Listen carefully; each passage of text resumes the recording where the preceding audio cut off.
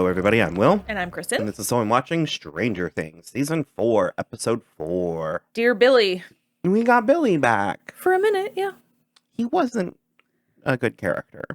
He was a great character. Well, he was a great character. He wasn't a good person. He wasn't a good guy. But he was very pretty, even with the mullet. I loved him so much. It's Dacre Montgomery. I prefer him in Power Rangers. I was going to say, he was in that Power Rangers reboot they tried to do a few years ago. That was, while no masterwork, much better than its legacy currently lends to it. So check it out. There were Mighty Morphin Power Rangers, and I was happy with that. So we really liked it. I liked it a lot. Into the ether. We never did actually cover it. No, we haven't. It was before we were doing the show. Yeah. Oh boy, I don't know really where. I think we should start in Russia again. He's just gonna get out, of course. So it's sort of like they can't keep him alive They can't keep him alive from the end of season 3 when we thought he disintegrated in order to bring him back and not interact with any of the characters and then kill him in Russia. There's no way. He got away. He caused a big old scene and got away. A massive explosion. And ate a bunch of peanut butter and is now captured again because fucking what's his name? Yuli. It's like Stasio. No. Fucking Yuli. Yeah. I was on your side, Yuli. No, Yuri. Yuri. And, I was on your side, Yuri. Yuri and Murray. I was rooting for Yuri. Yeah. I thought he was very funny. Yeah. I liked his bit. You saw through it in the beginning where he was like... Yeah, but then he also just kept manhandling Joyce. Beating Joyce about the shoulders. It was very funny. It was super funny. No, totally. I was totally on his side. He fucking... double, triple, quadruple crossed. Yeah, so he took the money from Joyce and Murray, and then he not only did he turned in the safe house where Hopper was staying eating the peanut butter, but then he also turned in Jack and Hagar because he was like, Enzo, because he was like, you know what's worth more than $40,000 is a prisoner, and you know what's worth more than a prisoner is a dirty guard. And so he turned in all of them, and then he was like, you know what's worth even more than that? 2 Americans. And then he drugged Murray and Joyce. So roller skate to the face. No, she was worse. She was worse. She was worse than Yuri. That's the thing. No, you're right. She's worse. Angela's worse. War criminals, teenage girls with a chip on their shoulder. No. I'm being so serious. Teenage girls are the worst. Teenage girls are both the greatest and worst creatures to ever walk this earth. Sure. Okay, fine. Because, on the other hand, which we'll get to it, but we've got Max, who is not terrible and does not deserve a roller skate to the face. Teenage girls like Angela deserve a roller skate to the face. I am very here for Slytherin Hermione energy that put pimples across that girl's face because she backed out on their magical contract. You deserve it. So ultimately that ties up the Russian thing. So for now, yeah. We have Max. We should probably end there. Yeah, I was gonna say go back to California. From Russia to California, back to Hawkins. Okay. Oh, Eleven wasn't in this episode. No. She's off training somewhere. God, she better, and we better see it. Because otherwise every boy will revolt. She can't be a Mary Sue. She had the powers before. It's not like she doesn't know how to use them. Hours of training. No. So in California, Jonathan and Will and Mike are still being... Well, not still be. They're on house arrest. Put on unofficial house arrest. The woman disappeared, but the 2 guards were still there. Yeah. And they were trying to figure out how to get out. And so they ordered pizza. Fucking Argyle. There's so many monologues I need to memorize. Yeah. Because his pineapple one was good. It was really good. I am team pineapple on pizza. What? You think fruit on pizza's gnarly? Well, I've got something to tell you. It was a really 80s thing. It was, yeah. But I love a Hawaiian pizza. It's so fucking good. Little red pepper flakes on top? Uh-huh. Let's do it. So they ordered the pizza, and they were going to try and use it as a getaway vehicle. Yeah. But then it turned into the movie SWAT. It was an entirely different show. It was amazing. Yeah, but... That guy blew the one officer. Wow. And then it was the camera, and then many, 3 carfuls of soldiers, too. It was crazy. And so we don't know who they were, but presumably they were looking for either the boys or Elle. Mm-hmm. Yeah. The 3 of them and the one injured cop, the other injured guard, whatever, got away officer. with Argyle. Mhm. Although they are in possibly the most conspicuous car in the country. And then Robin and Nancy were on their mission to Go meet Hannibal Lecter. Well, it was what's his It's name? Robert Englund, Robert who Englund. is Freddy Krueger. And they were able to, using both of their skills and cunning, and when you combine powers, magical things can happen.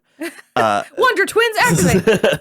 They were able to talk their way into the institution. What was it called?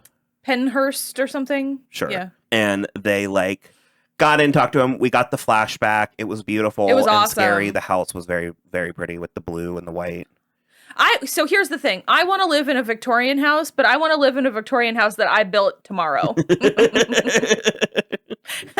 Where there's no possible way it's already haunted. And his eyes were terrible, and they stayed showing them to us, and then they showed us how they got terrible. But he did it to himself. I wasn't a fan. No. In prison. It was ugh. Because And he wanted to go with his family. by being blind? I think what, do he you think thought he was going to bleed out from the eyes? I think, you got a lot of nerves. I mean, I know you can, Yeah. but that's why I keep bringing up Riverdale. I don't know. But remember the one kid that died from blood loss from having his teeth removed? Pulled out, yeah. And I was like, Jesus Christ, Riverdale! I do remember that now, and it was very weird and funny. I mean, it was one of those things. I mean, it's funny that they thought that was a possibility. Well, they just said it so casually. Yeah. And I was like, ah! It's like the one that was like, I've been running drugs for grandma since 4th grade. And he was 37 We years were old. like, So, yeah, we got the flashback. It was very beautiful. The wife died. The girl died. The boy was attacked, and he died later in the hospital. the hospital. And He was in a coma for a week. The Which sounds worse. Victor got away because music? Yeah, so it was like I'm fine with that. Dream a Little Dream was playing, and I guess if we're He was talking about the voice of an angel. Yeah, if we're correlating it with Max, then it was his favorite song or his wife's favorite song or something. And it was Ella He had an Fitzgerald. emotional tether to it. Yeah, so he was able to get out and get away, and so I really liked that. it was very worked. good. It worked. The logic of it works. The tonally it works. Yeah. And then getting to witness it in the end with Max worked really well. Did they say that this was I just remembered the fucking song. Kate Bush has been trending for 3 days already. And I was like, why? And then she's listening to Running Up That Hill in episode 1. And I was like, oh, that must be why. And then they did this. And Did they say that this was the most expensive show? This season is the most. Oh yeah, it's every episode was I want to say twice as much as the final season of Game of Thrones. It's per episode. It's there. It's worth it. I see it. Every penny is on screen. That entire set piece with Max trying to get out. It was.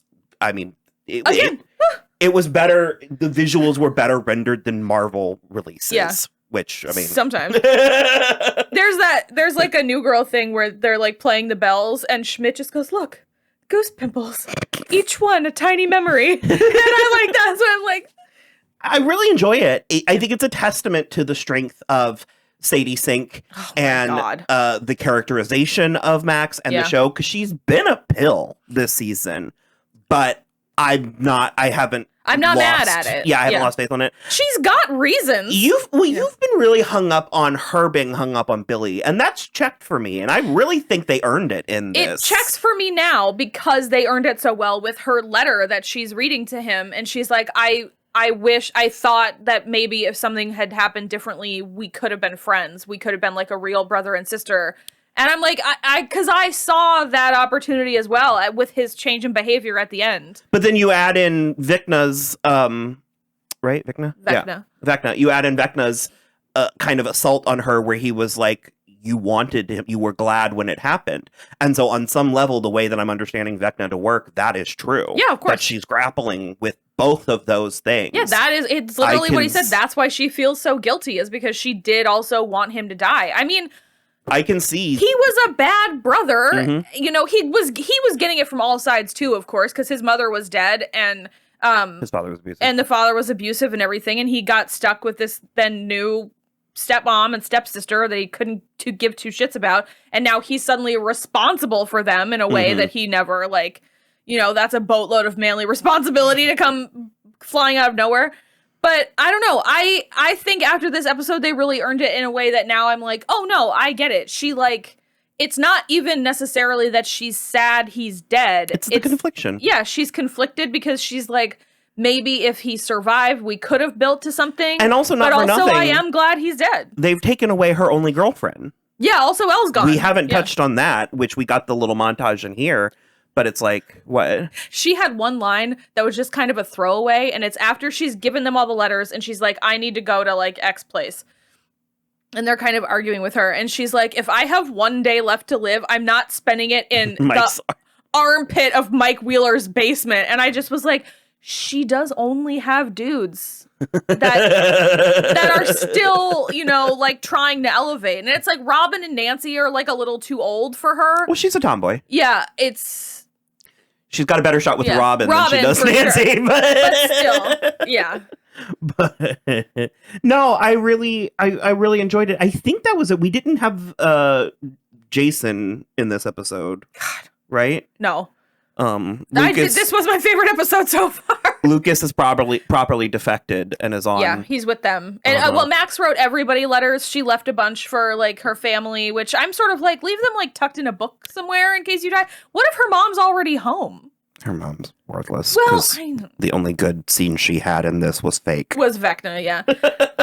And then I also did love Nancy and Robin escaping from the mental institute, especially because the stupid doctor was like, you will just wait until the police get here. And I'm like, well, when he was, like, talking down to them, I was like, what are you going to ground them? And I'm like, right, police. Police can get involved. And even still, I don't think they broke any, like, so they, like, would get in trouble. They had fake credentials, but yeah, they would get in trouble. But I mean, they're not going to get arrested. Again, though, I cannot stress enough the lawlessness of the 80s. Sure, of course. Also, they would throw these two girls in prison just to teach them a lesson.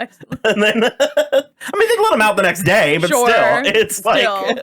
Basically, we've got Mike, Will, and Jonathan, and Argyle, and the one cop sort of hightailing it back to Hawkins.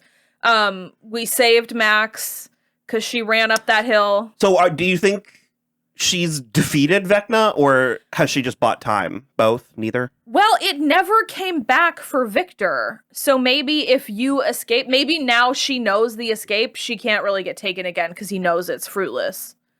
Plus, she worked through some of her trauma, so, like. Also, Steve. I was like, God damn it. What? I just love Steve. Oh, I do too, but he couldn't catch her. She was so high. So high in the air. So high in that, because we saw the image on, it's a very provocative image. I'm so glad we kept talking. She actually made me emotional in the scene talking to Billy, but I love, in the graveyard, I loved the depiction of the graveyard. I loved that it was so beautiful. And especially in comparison, like, the grass was very green. Yeah. And we've seen grass on this season already, and it's never been that green. I kind of love graveyards. They've never scared me. I find them to be very heavy but peaceful. Technically, this is a cemetery. Okay. I just think it's interesting. I just, the way that they were showing, like, the breeze and the leaves and stuff, I found it to be very striking how beautiful it was. I agree. And how actually, like, calming I found it. I really loved it seemed like a really old cemetery too. Like, the trees were huge. Like, it was really lovely. The difference is that a graveyard is attached to a church.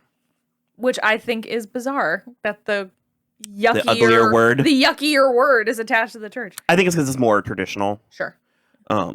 Because, well, at St. Peter's, they're interchangeable to me, because at St. Peter's we had a graveyard and 2 cemeteries.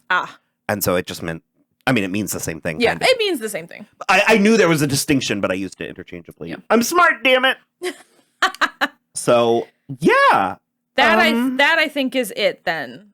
This was a moving, the Max stuff was really the meat. The rest of it was moving pawns around. Yep. So, awesome. Well, with that, we're going to go watch 5. Woohoo! Bye.